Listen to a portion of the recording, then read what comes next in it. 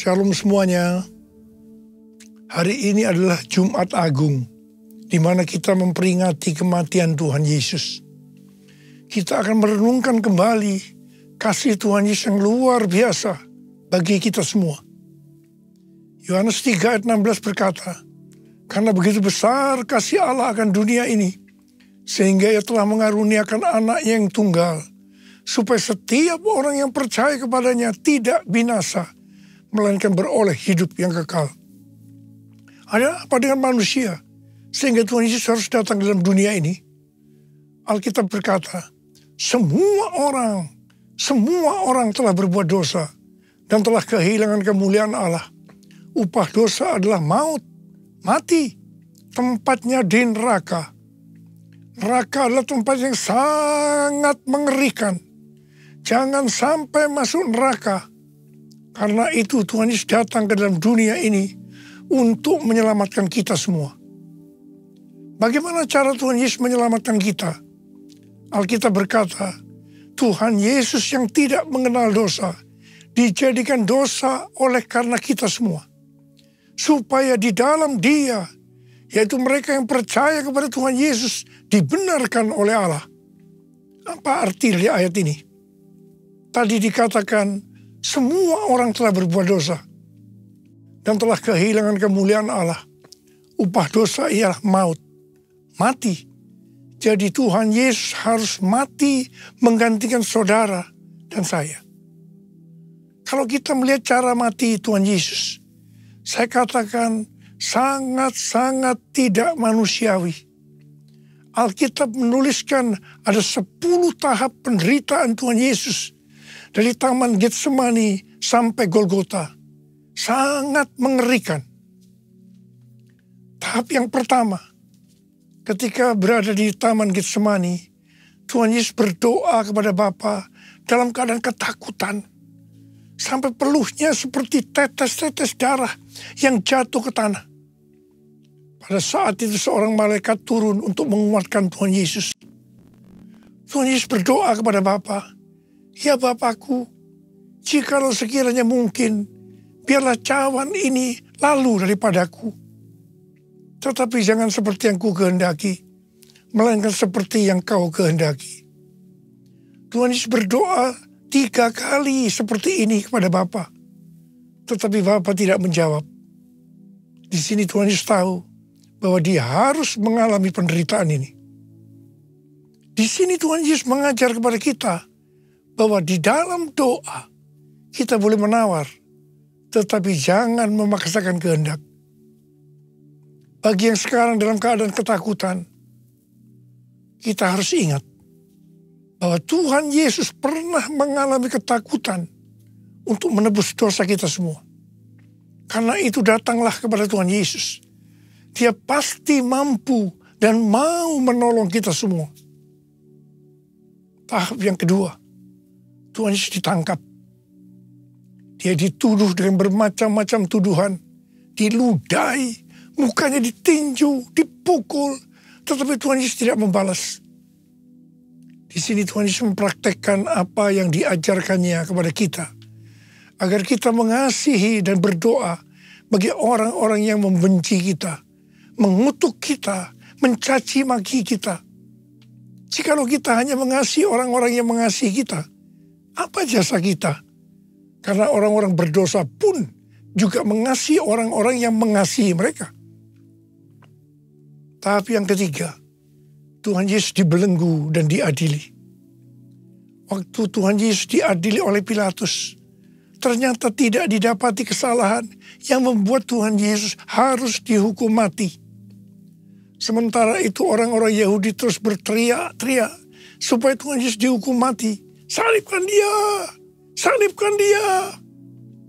Akhirnya Pilatus menyerahkan Tuhan Yesus untuk disalibkan.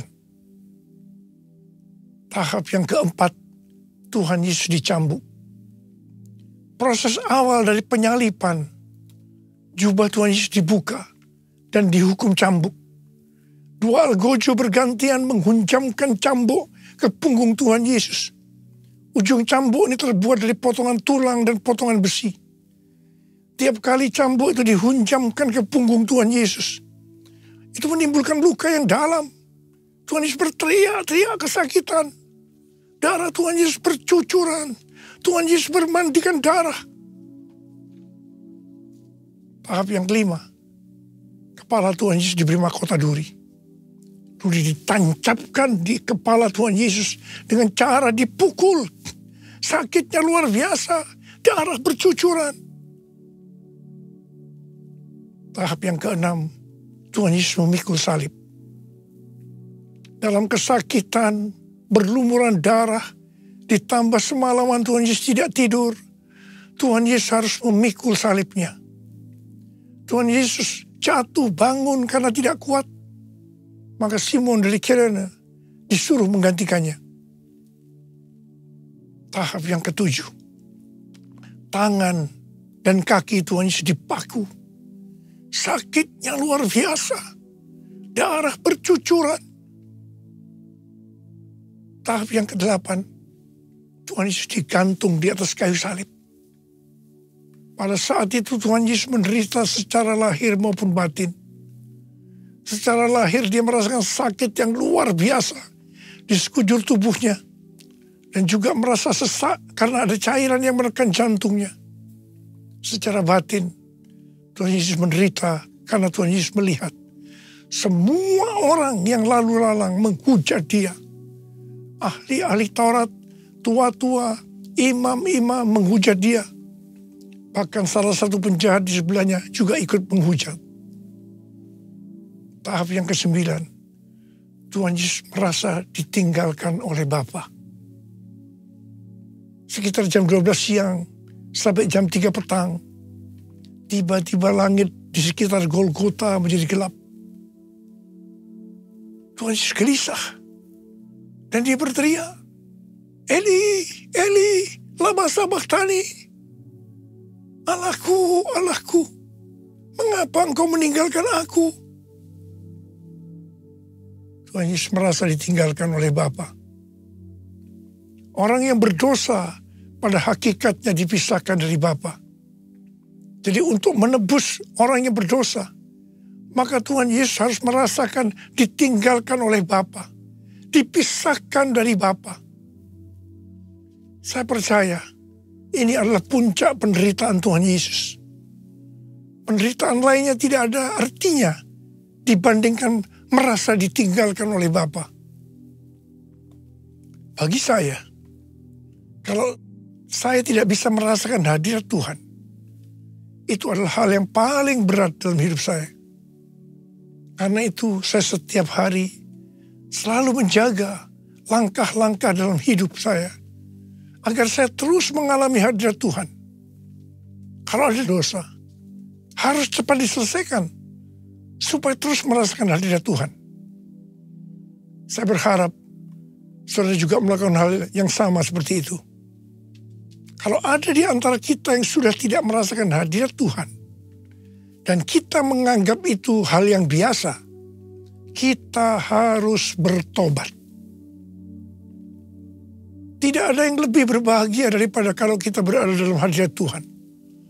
Sebab Alkitab berkata, di hadapanmu ada sukacita berlimpah-limpah. Artinya di dalam hadirat Tuhan ada sukacita dan kebahagiaan yang berlimpah-limpah. Tahap yang ke-10. Tuhan Yesus berkata, sudah selesai. It is finished. Ya Bapa, ke dalam tanganmu kuserahkan nyawaku. Lalu Tuhan Yesus mati. Pertanyaannya, mengapa Tuhan Yesus harus mati dengan cara demikian? Mengapa tidak dengan cara yang mudah? Dipenggal kepalanya, selesai. Mengapa Tuhan Yesus harus mati dengan bermandikan darah? Alkitab katakan, tanpa penumpahan darah. Tanpa penumpahan darah. Tidak ada pengampunan dosa. Untuk mengampuni dosa saudara. Dosa saudara. Dosa saudara. Dosa saya. Tuhan Yesus harus mati dengan cara demikian. Selain itu, apalagi yang Alkitab katakan dengan cara mati Tuhan Yesus yang seperti itu? Yang pertama, penyakit kitalah yang ditanggungnya. Yang kedua, penderitaan kita yang dipikulnya. Dan oleh bilur-bilurnya kita disembuhkan. Darah-Mu Yesus sucikan daku. Darah-Mu Yesus bebaskanku. Darah-Mu Yesus ubahkan daku. Ku dijadikan baru. Darah-Mu Yesus sucikan daku. Darah-Mu Yesus bebaskanku. Darah-Mu Yesus ubahkan daku. Ku dijadikan baru. Ku dijadikan baru. Tuhan Yesus mati karena dosa-dosa kita. Dia dikuburkan.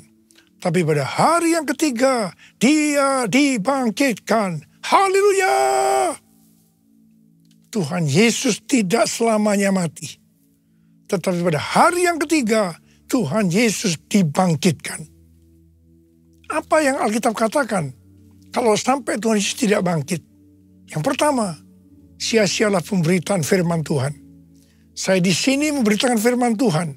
Tidak ada artinya. Sia-sia. Tetapi puji Tuhan. Tuhan Yesus hidup. Tuhan Yesus bangkit. Pemberitaan firman Tuhan menjadi tidak sia-sia. Hal yang kedua. Kalau sampai Tuhan Yesus tidak bangkit. Sia-sialah kepercayaan kita. Dan kita akan tetap mati di dalam dosa-dosa kita. Demikian juga dengan orang-orang yang mati di dalam Tuhan. Mereka akan tetap binasa. Tetapi puji Tuhan, Tuhan Yesus bangkit. Kita tidak akan mati di dalam dosa-dosa kita. Tetapi kita akan bersama-sama dengan Tuhan Yesus selama-lamanya. Haleluya!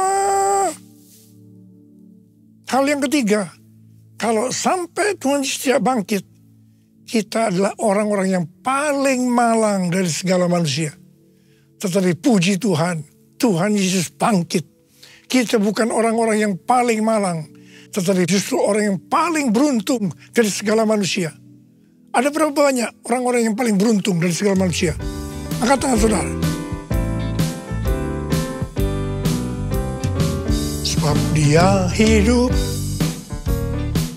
ada hari esok. Sebab Dia hidup, ku tak gentar. Aku tahu Dia pegang hari esok. Hidup jadi berarti sebab Dia hidup. Hidup jadi berarti sebab Dia hidup. Hidup jadi berarti sebab Yesus hidup. Karena Tuhan Yesus hidup, maka ada hari esok. Karena Tuhan Yesus yang pegang hari esok saudara dan saya, Dia hidup. Dia berkata kepada kita semua, jangan kamu khawatir. Jangan kamu khawatir. Apa yang akan kamu makan? Apa yang akan kamu minum? Apa yang akan kamu pakai? Semua itu dicari oleh bangsa-bangsa yang tidak mengenal Allah. Tetapi Bapamu yang di surga tahu. Kamu memerlukan semuanya itu. Karena itu, carilah dulu kerajaan Allah dan kebenarannya. Maka semuanya, apa yang saudara butuhkan, akan ditambahkan kepadamu. Yang percaya katakan amin. Karena Tuhan Yesus hidup, maka mujizat-mujizat yang dilakukan oleh Tuhan Yesus masih ada sampai dengan hari ini. Orang buta melihat, orang lumpuh berjalan, orang tuli mendengar, orang mati dibangkitkan, orang kusta menjadi tahir, dan kepada orang-orang miskin diberitakan kabar baik. Karena Tuhan Yesus hidup, kita sedang melihat Pentakosta ketiga sedang digenapi. Di mana melalui semua peristiwa yang terjadi saat ini, penuaian jiwa yang terbesar dan yang terakhir sebelum Tuhan Yesus datang kembali terjadi. Hari-hari ini terjadi kebangkitan generasi Yeremia, yaitu generasi anak-anak muda yang dipenuhi dengan Roh Kudus, cinta mati-matian kepada Tuhan Yesus, tidak kompromi terhadap dosa, dan akan memenangkan banyak jiwa. Karena Tuhan Yesus hidup, maka kita akan menyelesaikan amanat agung.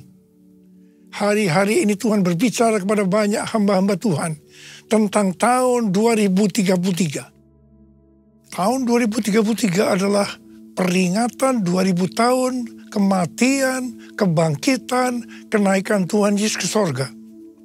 Tahun 2033 adalah peringatan 2000 tahun pencurahan Roh Kudus, yang berarti peringatan hari ulang tahun gereja yang ke-2000. Peringatan 2000 tahun penyelesaian amanat agung.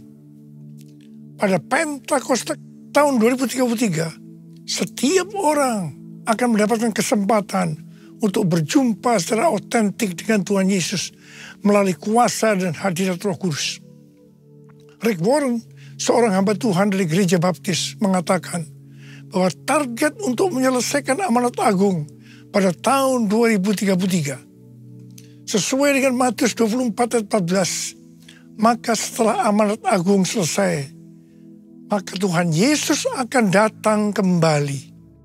Saya tidak berkata bahwa tahun 2033 Tuhan Yesus pasti datang. Yang saya katakan bahwa pada tahun 2033 Tuhan Yesus bisa datang kembali. Karena itu dalam waktu yang relatif singkat ini, yaitu 9 tahun, mari kita lebih sungguh-sungguh melayani Tuhan. Karena Tuhan Yesus hidup, maka memasuki tahun 2024, Tuhan memberikan tema bahwa tahun 2024 adalah tahun untuk bangkit, jadi teranglah. Yesaya 60 ayat 2 dan 3 berkata, sebab sesungguhnya kegelapan menutupi bumi dan kekelaman menutupi bangsa-bangsa. Tetapi terang Tuhan terbit atasmu dan kemuliaannya menjadi nyata atasmu. Bangsa-bangsa berduyun-duyun datang kepada terangmu dan raja-raja kepada cahaya yang terbit bagimu. Hari-hari ini Pentakosta ketiga sedang turun. Dan Tuhan Yesus berkata dalam Matius 5 ayat 14 sampai dengan 16, bahwa kita adalah terang dunia. Hendaknya terang kita bercahaya di depan semua orang, supaya mereka melihat perbuatan kita yang baik dan memuliakan Bapa kita yang di sorga. Bangkitlah, terangmu sudah datang. Bangkitlah, terangmu sudah datang. Kemuliaan Tuhan telah terbit, kemuliaan Tuhan telah datang, kemuliaan Tuhan telah terbit atasmu, atasmu, atasku, atasku, atasku, sekali lagi, atasku. Bangkit dan jadi teranglah artinya kita harus berbuah. Tuhan Yesus berkata dalam Yohanes 15 ayat 1 dan 2. Akulah pokok anggur yang benar dan Bapakulah tukang kebunnya. Setiap carang padaku yang tidak berbuah dipotongnya, dan setiap carang yang berbuah dibersihkannya supaya ia lebih banyak berbuah. Kita ini adalah carang. Carang yang tidak berbuah dipotong, jatuh ke tanah, menjadi kering, kemudian dikumpulkan orang dan dicampakkan dalam api, lalu dibakar. Jadi kalau kita tidak berbuah, akan apa akibatnya? Kita akan dimasukkan dalam api neraka. Jangan sampai tidak berbuah. Waktu Tuhan Yesus memberikan perumpamaan tentang penabur benih, dikatakan ada benih yang jatuh di semak duri. semak duri ini akan semakin besar dan menghimpit tanaman itu sehingga tidak berbuah. Ini menggambarkan orang yang mendengarkan firman, lalu kekhawatiran dunia, tipu daya kekayaan, dan kenikmatan hidup menghimpit firman itu sehingga tidak berbuah. Tuhan Yesus dengan tegas memberitahu kita bahwa faktor utama yang menyebabkan orang percaya tidak berbuah adalah kekhawatiran dunia, tipu daya kekayaan, dan kenikmatan hidup. Ini adalah tipu daya si iblis. Hal yang seperti ini banyak dialami oleh orang Kristen. Karena itu Tuhan Yesus berkata, bangkitlah, jadi teranglah. Artinya kita harus berbuah. Tuhan Yesus berkata, kalau kita tinggal di dalam Dia dan firman-Nya tinggal di dalam kita, maka kita akan berbuah. Bagi orang yang seperti itu, Tuhan Yesus berkata, mintalah apa saja yang kamu kehendaki, maka akan diberikan kepadamu. Dalam hal inilah Bapakku dimuliakan, bahwa kamu berbuah banyak dan menunjukkan bahwa kamu adalah murid-muridku. Galatia 5 ayat 22-23 berkata, namun buah roh ialah kasih, sukacita, damai sejahtera, kesabaran, kemurahan, kebaikan, kesetiaan, kelemah lembutan, penguasaan diri. Tidak ada hukum yang menentang hal-hal itu. Kembali kepada pesan Tuhan Yesus tentang cara yang berbuah, bahwa akan terus dibersihkan supaya ia lebih banyak berbuah. Ini berarti kita yang berbuah akan terus dibersihkan, mengalami proses pemurnian terus menerus, sehingga akan makin bertambah kudus dan menjadi serupa dengan gambar Yesus.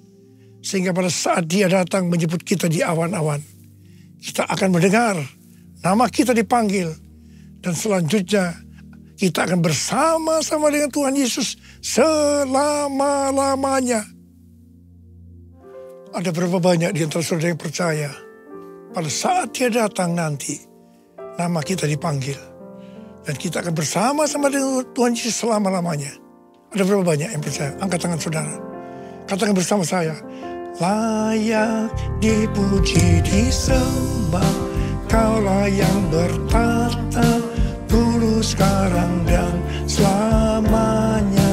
Raja atas segala raja, namamu besar termulia. Layak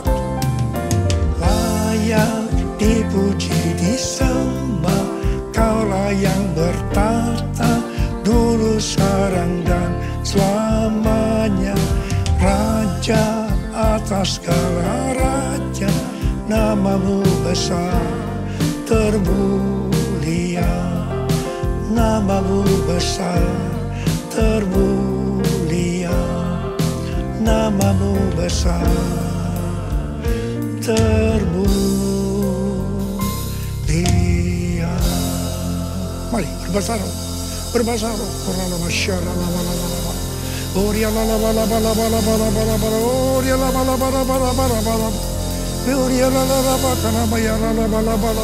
Tuhan, pengurapan-Mu turun ke atas kami semua ya Tuhan.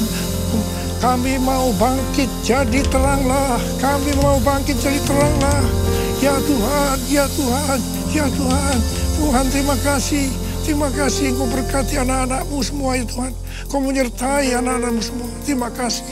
Terima kasih, terima kasih dalam nama Yesus. Haleluya, haleluya, amin.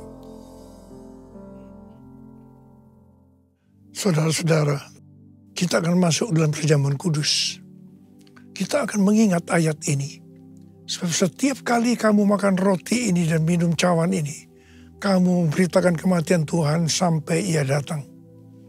Perjamuan kudus adalah perjamuan Tuhan Yesus sendiri. Setiap kali kita masuk dalam perjamuan kudus, Tuhan Yesus selalu berkata, biarlah ini menjadi peringatan akan aku. Karena itu mari arahkan hati kita kepada kebaikan Tuhan.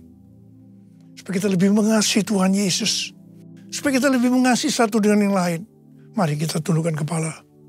Bapa, siapakah kami sebelum kami mengenal Engkau? Kami semua orang berdosa. Upah dosa adalah maut, mati. Tapi Engkau yang tidak berdosa telah dijadikan dosa oleh karena kami. Engkau harus turun dari surga mulia. Mati ganti kami dengan penderitaan yang luar biasa. Sungguh kalau kami pikirkan betapa baiknya Engkau ya Aba. Engkau jadikan kami sebagai anak-anak-Mu.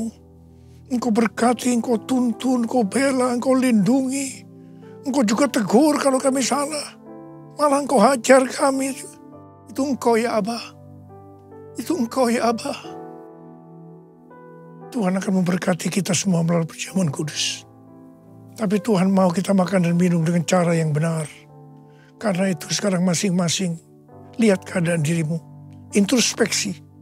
Jangan menyimpan dosa. Kalau ada dosa yang Tuhan ingatkan saat ini, langsung minta ampun. Ampuni kami Tuhan. Ampuni. Ampuni kami Tuhan. Ampuni. Ya Tuhan. Ya Tuhanku. Ya Allahku. Bapa, layakkan kami untuk masuk dalam perjamuan kudus. Kami akan masuk dalam perjamuan kudus dengan hati yang penuh ucapan syukur. Dalam nama Yesus kami berdoa. Amin. Mari. Angkat roti di tangan kanan kita tinggi-tinggi. Sebab apa yang telah kuteruskan kepadamu telah aku terima dari Tuhan. Yaitu bahwa Tuhan Yesus pada malam waktu ia diserahkan mengambil roti. Dan sesudah itu ia mengucap syukur atasnya. Dia memecah-mecahkannya dan berkata, inilah tubuhku yang diserahkan bagi kamu. Perbuatlah ini menjadi peringatan akan aku. Saudara dikasih Tuhan, bukankah roti yang kita pecah-pecahkan ini adalah persekutuan kita dengan tubuh Kristus? Mari kita makan dalam nama Yesus.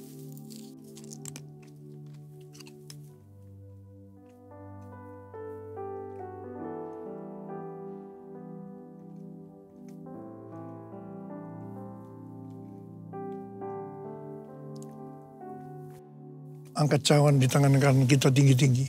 Demikian juga ia mengambil cawan sesudah makan lalu berkata, cawan ini adalah perjanjian baru yang dibenarkan oleh darahku. Perbuatlah ini setiap kali kamu meminumnya menjadi peringatan akan aku. Oleh kasih Tuhan, bukankah cawan pengucapan syukur yang atasnya kita ucapkan syukur adalah persekutuan kita dengan darah Yesus. Mari kita minum dalam nama Yesus.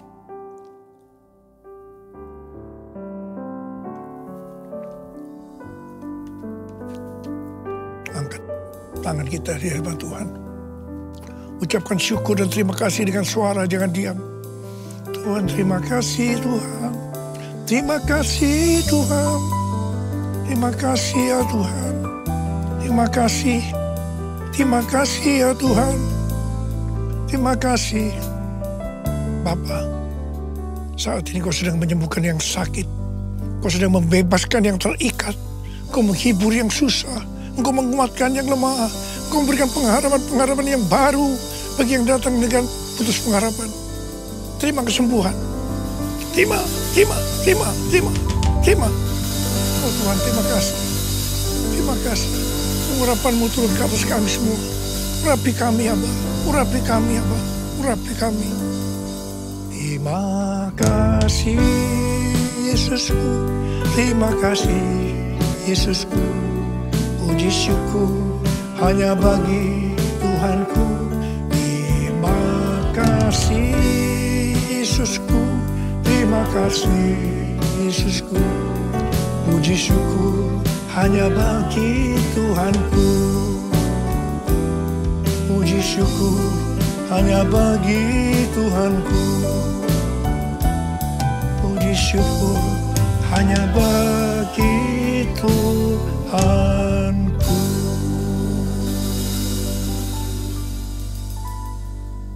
Sekarang terimalah berkat Tuhan. Kasih karunia berlimpah-limpah daripada Allah Bapa dalam Anak yang tunggal Yesus Kristus. Persekutuan yang manis dengan Roh Kudus menyertai kita semua. Mulai hari ini sampai Tuhan Yesus datang menjemput kita di awan-awan. Dan bahkan sampai selama-lamanya. Yang percaya bersama-sama katakan, Amin.